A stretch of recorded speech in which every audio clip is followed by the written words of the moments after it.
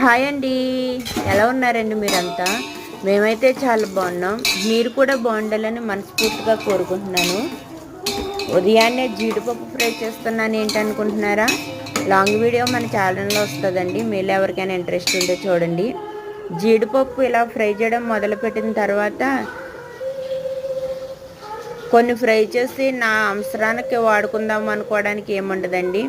నేను జీడిపప్పు ఫ్రై చేసి పక్కన పెట్టి వేరే పని చేసుకునే లోపు సగం అయిపోతే అందువల్లే కాస్త ఎక్కువ ఫ్రై చేస్తానన్నమాట. ఏదైనా రెసిపీ చేసినప్పుడైనా మామూలుగా కావాలి అనుకున్నా సరే ఎక్కువే చేస్తాను. మా పిల్లలు చాలా ఇష్టంగా తింటారు ఈ జీడిపప్పుని.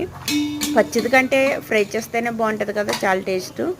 మీలో ఎంతమందికి ఇలా జీడిపప్పు ఫ్రై చేసింది తినడం ఇష్టమో నాకు కామెంట్ చేయండి. లాంగ్ వీడియో మన ఛానల్లో వస్తుంది, చూస్తూ ఉండండి. ఛానల్ని లైక్ చేయండి, షేర్ చేయండి, సబ్స్క్రైబ్ చేయండి. బాయ్.